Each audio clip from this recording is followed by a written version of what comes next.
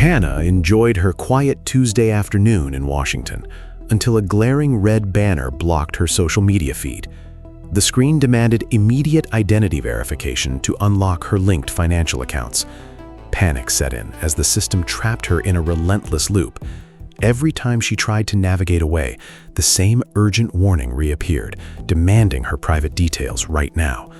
With her hard-earned financial independence hanging in the balance, Hannah had to make a critical choice. Would she rush into the digital trap or step back into the physical world to find the truth? The clock was ticking, and the screen was not blinking. Hannah sat at her wooden desk in the quiet Washington home office.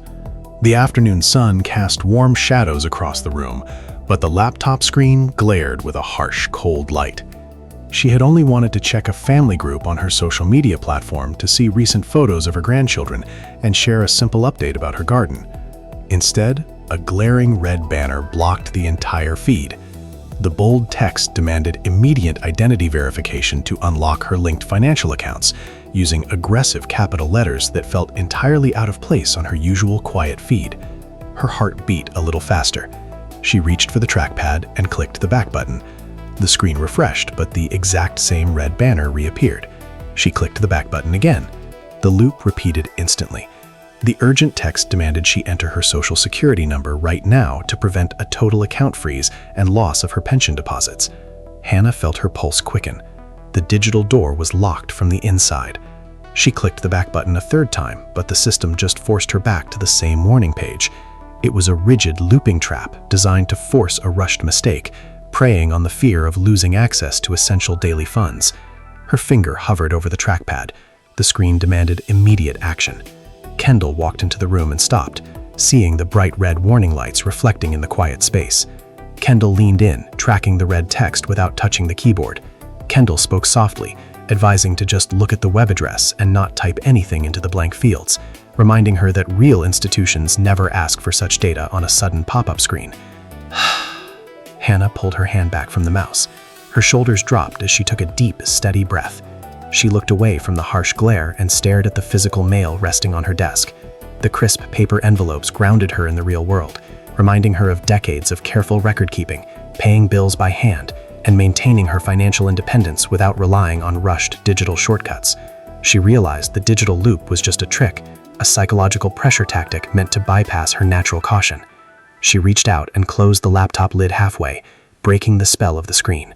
The red glow faded from her face, but the urgent demand still lingered in the quiet room. She needed to find the real way to verify her identity, far away from the looping trap. The afternoon light shifted, casting longer shadows as she prepared her next careful step. Her mind was clear now, focusing entirely on the physical evidence and the solid reality of her home. Hannah pushed the laptop lid down just a fraction more, cutting off the harsh red glare. The sudden dimness in the quiet Washington home office felt like a profound relief. She turned her chair toward the bottom drawer of her heavy wooden desk. Her fingers brushed against the smooth wood before pulling it open. Inside lay a neat stack of crisp, white paper, organized perfectly as she always kept them, a habit from her years working in administration. She reached for her latest monthly bank statement, the one that had arrived just 3 days ago in the regular morning mail delivery. The heavy paper felt solid and real in her hands, offering a stark contrast to the fleeting, demanding pixels on the screen that seemed to vanish if she looked away. She smoothed the document flat against the desk surface. Kendall stood a few steps away, watching silently. The soft afternoon light caught the silver in Kendall's hair, offering a calm, grounding presence in the room. Hannah traced the printed ink at the bottom of the page. Her thumb rested firmly on the official customer service number, a number she had used for over 20 years, printed clearly in black ink. She picked up her landline receiver, the familiar weight of the plastic comforting her grip. She dialed the digits slowly, listening to the rhythmic ringing. An automated voice answered, guiding her through a brief menu. Hannah pressed the required numbers, her posture straightening with each step, feeling the familiar routine ground her. Finally, a real bank representative answered.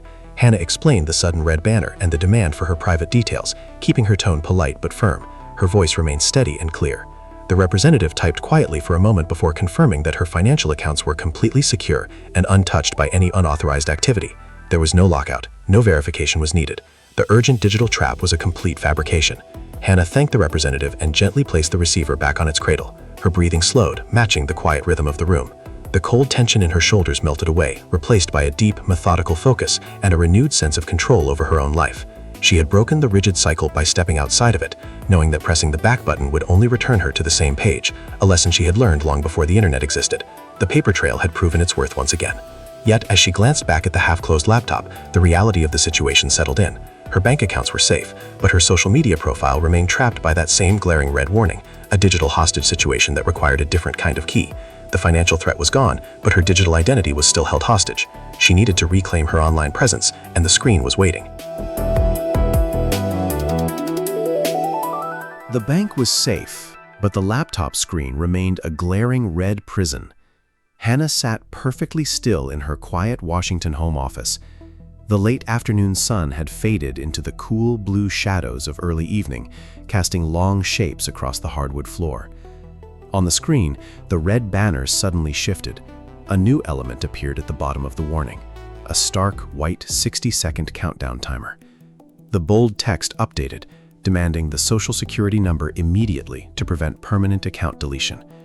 The numbers ticked down. 58, 57. Kendall leaned closer, the soft glow of the screen reflecting in their glasses. Kendall spoke softly, keeping their voice steady. "The screen is still trying to pull the private information," Kendall said, pointing a finger near the edge of the trackpad without touching it. "The timer is just a trick to force a rushed mistake." Hannah felt a familiar, sharp spike of panic in her chest. The ticking numbers seemed to echo in the quiet room. 45 seconds. The digital pressure was immense, designed to force a panicked, irreversible mistake. Her hand hovered over the keyboard, shaking just slightly. She needed to act, but the digital door was still locked from the inside. Then a gentle clink broke the tension. Michael, sitting quietly in the corner armchair with his newspaper, reached over and set a warm ceramic mug of tea on the edge of her wooden desk. Steam curled into the cool air. The physical warmth radiating from the mug grounded her instantly. The scent of chamomile filled the space, a stark contrast to the cold, artificial urgency of the screen. The familiar scent reminded her of countless quiet evenings spent reading in this very room, a sanctuary that no digital banner could ever breach. The physical mail on her desk seemed to glow in the dim light, a stack of crisp envelopes that represent real, tangible obligations and rights. None of those paper documents demanded a rushed countdown. They waited patiently, just as she had waited for decades to build her life. 30 seconds. The timer flashed faster, the white numbers turning a harsh, blinking yellow. Hannah pulled her hand away from the keyboard. She wrapped her fingers around the warm mug, letting the heat seep into her skin. Her breathing slowed, matching the quiet rhythm of the room. She looked at the flashing yellow numbers, then at the solid wood of her desk. The countdown was a psychological trap, a rigid loop meant to steal her independence through fear. "I am not playing their game," Hannah said.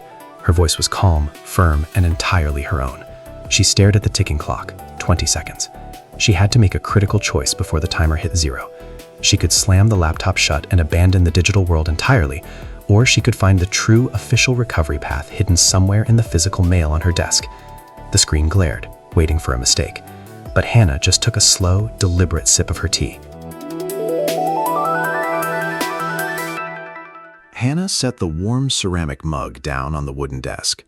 The 60-second timer on the laptop screen flashed its final desperate numbers, but she did not flinch. "I am done with this screen," she said, her voice steady and calm. She reached out and snapped the laptop lid completely shut. The harsh red glare vanished, plunging the quiet Washington home office into the soft blue shadows of early evening. The digital trap was broken. Kendall nodded slowly from the corner, respecting the boundary. Michael remained in his armchair, his quiet presence a steady anchor in the room. The sudden silence in the house was a profound relief, replacing the artificial urgency with the gentle hum of the refrigerator down the hall. Hannah did not stop there. The web browser was compromised, a rigid loop designed to steal her independence. She needed a different door. She reached into her cardigan pocket and pulled out her personal smartphone. The physical weight of the device felt reassuring in her palm, a solid piece of modern technology she controlled entirely. She tapped the glass screen, waking it up, and opened the official social media application.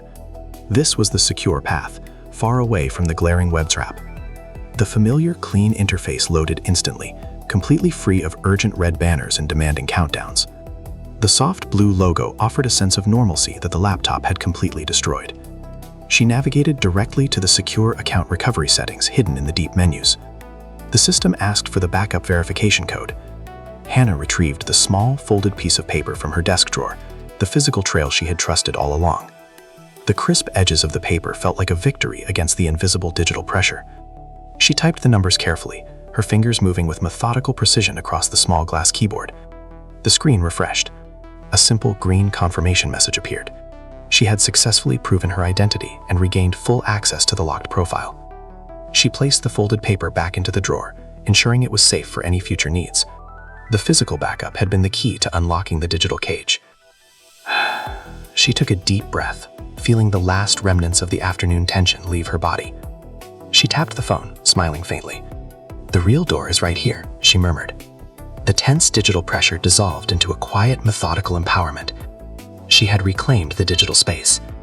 Yet, as she looked at the green confirmation, a new realization settled over her. The malicious loop was bypassed, but the initial breach meant the old passwords were no longer safe. The digital world was still watching, and she had to secure every single link and update the credentials before the sun fully set. Hannah opened the security settings on her official application. The screen glowed with a soft, neutral light, entirely free of the harsh red banners that had plagued her afternoon. She navigated carefully to the password field. Her fingers moved with methodical precision, typing a strong, unique sequence of letters and numbers. She paused to verify the characters, ensuring there were no mistakes. Then, she enabled the extra verification step, linking it securely to her physical device. The application processed the changes in absolute silence. A simple, green confirmation message appeared on the glass, confirming her identity was fully secure and the account was protected. She closed the application and placed the smartphone face down on the solid wooden desk. The digital trap had demanded her identity, but she had secured it entirely on her own terms. She looked at the dark, quiet screen of the phone. She remembered the rigid, frustrating loop of the compromised web browser, how the back button always returned to the same demanding page. But she had not stayed trapped in that endless cycle. She had stepped outside of it, finding the true official path through the physical mail and the secure application. The realization brought a deep, quiet peace to her mind. The late afternoon sun had fully set, leaving the room bathed in the gentle blue hues of twilight. Kendall and Michael shared a relieved, silent look from across the room, their presence a steady anchor in the fading light. The heavy tension that had filled the quiet Washington home office was completely gone, replaced by the warm, grounded calm of early evening. The shadows in the corners of the room felt softer now, no longer hiding digital threats. Hannah reached for her ceramic mug. The tea was still perfectly warm. She took a slow, deliberate sip, letting the familiar taste of chamomile settle her nerves and ground her in the physical world. She felt the solid wood of the desk beneath her hands, a reminder of the real world she belonged to. Every click and tap had been her own choice, guiding by patience rather than panic. Her independence was safe. Her digital life was secure, leaving her free to simply enjoy the quiet evening. She smiled at her friends, feeling entirely in control of her own life.